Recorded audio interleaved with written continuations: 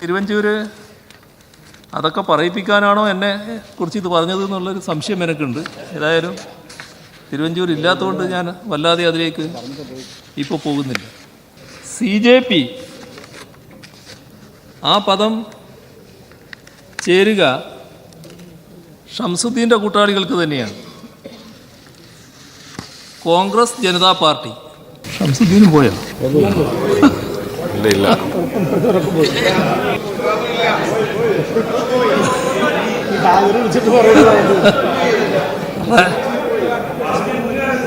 അതിലെ സഞ്ചരിക്കുമ്പോൾ ചുറ്റുമൊന്ന് കണ്ണോടിച്ചാൽ ഇതൊക്കെ മനസ്സിലാക്കാൻ ബഹുമാനപ്പെട്ട വിഷ്ണുനാഥന് കഴിയും, കാണാനും സാധിക്കും. ഗവർണറുടെ നയപ്രഖ്യാപന പ്രസംഗത്തിന്മേലുള്ള നന്ദിപ്രമേയ ചർച്ചയ്ക്ക് മറുപടി പറയുകയായിരുന്നു മുഖ്യമന്ത്രി. 2 മണിക്കൂറോളം നീണ്ട മുഖ്യമന്ത്രിയുടെ മറുപടിയിൽ മുഖ്യമന്ത്രി എല്ലാവർക്കും മറുപടി കൊടുത്തിട്ടുണ്ട്. പ്രതിപക്ഷത്തും സംസാരിച്ച എല്ലാവർക്കും പേരെടുത്ത് തന്നെ മറുപടി പറഞ്ഞു. ഒരു ആരോപണം ഉന്നയിച്ചിട്ട് ഓടി രക്ഷപ്പെടുക എന്നുള്ളത് സ്ഥിരം കോൺഗ്രസ്സുകാരുടെയും UDFകാരുടെയും ഒരു പരിപാടിയാണ്.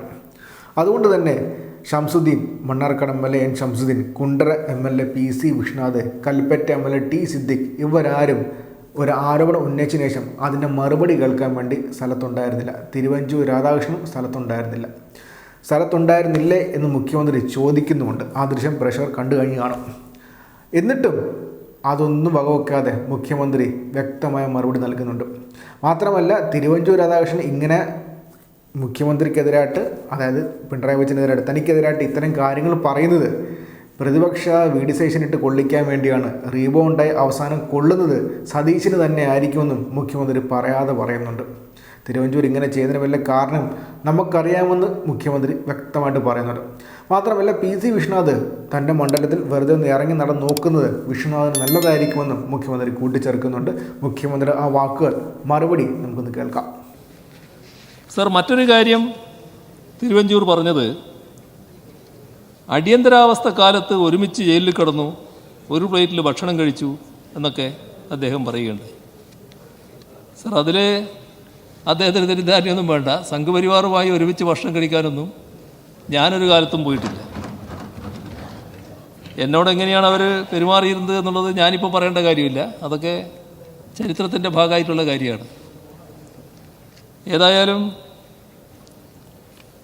ഞങ്ങളാരും RSS തലവന്മാരുടെ മുന്നിൽ വണങ്ങി നിൽക്കുന്നവരല്ല. അത് ഇപ്പോഴുള്ളവരായാലും മുന്നിൽ മരിച്ചുപോയ ആളുകളായാലും അവരുടെയൊന്നും പടത്തിന് മുന്നിൽ വണങ്ങി നിൽക്കുന്ന പതിവൊന്നും ഞങ്ങൾക്കില്ല എന്നുള്ളത് ഓർമ്മിക്കുന്നത് നല്ലതാണ്. തിരുവഞ്ചൂർ അതൊക്കെ പറയിപ്പിക്കാനാണോ എന്നെ കുറിച്ച് ഇത് പറഞ്ഞത് എന്നുള്ളൊരു സംശയം എനിക്കുണ്ട്. ഏതായാലും തിരുവഞ്ചൂർ ഇല്ലാത്തതുകൊണ്ട് ഞാൻ വല്ലാതെ അതിലേക്ക് ഇപ്പോൾ പോകുന്നില്ല. സർ, ഇവിടെ ബഹുമാനായ ഷംസുദ്ദീൻ പറയുമ്പോൾ ശമ്പളവും പെൻഷനും ഒക്കെ മുടങ്ങുകയാണ്. ഏത് ശമ്പളമാണ് മുടങ്ങിയത്? എന്താണ് സർ? പെൻഷൻ ഇനത്തിൽ 18 മാസം കുടിശ്ശിക വരുത്തിയത് നേരത്തെ ഞാൻ പറഞ്ഞല്ലോ, അത് ഈ കാലത്തല്ല, നേരത്തെയുള്ള UDF ഗവൺമെൻറ് കാലത്താണ്. 2002 സർക്കാർ ജീവനക്കാരുടെ ആനുകൂല്യങ്ങൾ കവർന്നെടുത്തത് ആരായിരുന്നു? ജീവനക്കാർ പണിമുടക്കിയപ്പോൾ സർക്കാർ ഓഫീസുകൾ മാസങ്ങൾ അടഞ്ഞു കിടന്നാലും സംസ്ഥാനത്തിനൊന്നും സംഭവിക്കില്ല എന്ന് പറഞ്ഞത് ആരായിരുന്നു? 2013 പങ്കാളിത്ത പെൻഷൻ നടപ്പാക്കിയത് ആരായിരുന്നു? സർ, അതെല്ലാം കൂടുതൽ പറയാതല്ലേ നല്ലത്. സർ, ഇവിടെ വയനാട് ഉപതെരഞ്ഞെടുപ്പിൽ LDFൻ്റെ 70,000 വോട്ട് പോയതിൽ ഷംസുദ്ദീൻ ഉത്കണ്ഠ പ്രകടിപ്പിച്ചതായി കണ്ടു. സർ, ഞങ്ങൾ അല്പം പിന്നോക്കം പോയി എന്നുള്ളത് ശരിയാണ്. പക്ഷേ കോൺഗ്രസ് സിറ്റിംഗ് സീറ്റിൽ 86,000 വോട്ട് മറിഞ്ഞ് BJP ജയിക്കുന്നത് ഷംസുദ്ദീൻ കണ്ടില്ലേ? തൃശ്ശൂരിൽ BJPയിലേക്ക് കുത്തിയൊലിച്ച 86,000 കോൺഗ്രസിൻ്റെ വോട്ട്, അതിനെക്കുറിച്ച് പരിശോധിക്കുന്നതല്ലേ കൂടുതൽ നല്ലത്. പിന്നെ CJP ആ പദം ചേരുക ഷംസുദ്ദീൻ്റെ കൂട്ടാളികൾക്ക് തന്നെയാണ്. കോൺഗ്രസ് ജനതാ പാർട്ടി അതിൻ്റെ കണക്കധികം പറയാത്താവും പൊതുവേ നല്ലത്. പട്ടാമ്പിയുടെ കണക്കുണ്ട്, പാലക്കാടുണ്ട്, ബേപ്പൂര് വടകരയുണ്ട്, നേമം വഴി തൃശ്ശൂരിലെത്തി നിൽക്കുന്നുണ്ട്. അതിൻ്റെ ഒന്നും കണക്ക് ഞാനിപ്പോൾ കൂടുതലായിട്ട് അടക്കുന്നില്ല. ഷംസുദ്ദീനും പോയോ? ഇല്ല.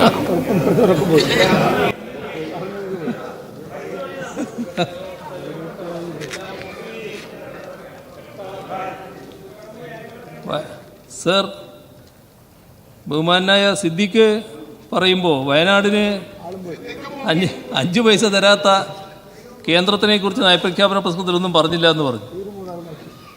സർ, ഈ കാര്യങ്ങൾ ഞങ്ങൾ ആവർത്തിച്ച് പറഞ്ഞുകൊണ്ടിരിക്കുന്ന കാര്യമാണെന്ന് നിങ്ങൾക്ക് അറിയാവുന്ന കാര്യമാണല്ലോ.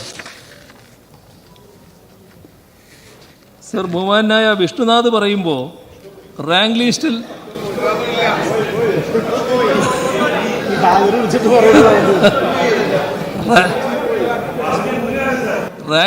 നിയമനം നടക്കുന്നില്ല എന്നാണ് അദ്ദേഹം ചൂണ്ടിക്കാണിച്ചത്. സർ, അതൊരു വിചിത്രമായ കണ്ടുപിടുത്തമാണ്. PSC നിയമനങ്ങളുടെ കാര്യത്തിൽ നമ്മൾ വളരെ മുന്നിലാണ്. മറ്റതിൻ്റെ സാങ്കേതിക വശം നിങ്ങൾക്കെല്ലാവർക്കും അറിയാവുന്നതാണ്, ഞാൻ വിശദീകരിക്കേണ്ടതില്ല. 2,68,949 നിയമനങ്ങളാണ് PSC വഴി നടത്തിയത്. കഴിഞ്ഞ LDF സർക്കാർ 1,61,268, ഈ സർക്കാർ 1,07,681. PSC നിയമന ശുപാർശകളുടെ എണ്ണം കഴിഞ്ഞ വർഷത്തെ PSC ശുപാർശകളുടെ എണ്ണം 34,000 കടന്നു. 2024 34,309 പേർക്കാണ് നിയമന ശുപാർശ അയച്ചത്. 2023 34,110. നാം ഓർക്കേണ്ടത് രാജ്യത്തെ ആകെ ജനസംഖ്യയുടെ 2.5% മാത്രമുള്ള ഒരു സംസ്ഥാനമാണിത്. ഇവിടെയാണ് പ്രതിവർഷം 30,000-ഓളം പേർക്ക് സർക്കാർ ഉദ്യോഗം നൽകുന്ന സംസ്ഥാനമായി കേരളം മാറുന്നത്. നിലവിൽ രാജ്യത്താകെ നടന്ന PSC നിയമനങ്ങളുടെ 40-ലേറെ% കേരളത്തിലാണ്. ഇത് ഞങ്ങളാരും പറയുന്നതല്ല, യൂണിയൻ പബ്ലിക് സർവീസ് കമ്മീഷൻ പുറത്തുവിട്ട റിപ്പോർട്ടിൽ പറയുന്ന കാര്യമാണ്. സർ, വിഷ്ണുനാഥ് മറ്റൊരു കാര്യം കൂടി ചൂണ്ടിക്കാണിച്ചു, കശുവണ്ടി ഫാക്ടറികളുടെ കാര്യം. അത് അടഞ്ഞു കിടക്കുന്നു. 2011-16 കാലത്തെ അവസ്ഥ അദ്ദേഹത്തിന് അറിയാമായിരിക്കുമെന്ന് തന്നെയാണ് കരുതുന്നത്. അന്ന് കശുവണ്ടി വ്യവസായത്തിൽ വലിയ തകർച്ചയായിരുന്നു. അത് മാറ്റി തീർത്തത് LDF സർക്കാർ അധികാരത്തിൽ വന്നപ്പോഴാണ്. കുടിയുറപ്പ് ഉൾപ്പെടെയുള്ള നിയമവിരുദ്ധ പ്രവർത്തനങ്ങളെ പ്രോത്സാഹിപ്പിക്കുന്ന അവസ്ഥയാണ് അന്നുണ്ടായിരുന്നത്. ഫാക്ടറികളെല്ലാം അടഞ്ഞു കിടന്നു. തൊഴിലാളികളുടെ കൂലി ഗണ്യമായി വെട്ടിക്കുറച്ചു. 2007 LDF സർക്കാർ കൂലി പുതുക്കിയതിനു പുറമെ 2011 45% വർദ്ധിപ്പിച്ചിരുന്നു. കോർപ്പറേഷനിൽ 280-288 ദിവസം വരെ ജോലിയുമുണ്ടായിരുന്നു. ഇതെല്ലാമാണ് UDF ഭരണത്തിൽ അട്ടിമറിക്കപ്പെട്ടത്. എന്നാൽ ഇന്ന് സ്ഥിതിയാകെ മാറിയില്ലേ? വലിയ ഉണർവല്ലേ കശുവണ്ടി മേഖലയിൽ കാണാൻ കഴിയുക? കഴിഞ്ഞ 8 വർഷക്കാലം ഈ മേഖലക്കായി ചെലവഴിച്ചത് നേരത്തെ ഞാൻ പറഞ്ഞു 660 കോടി രൂപ.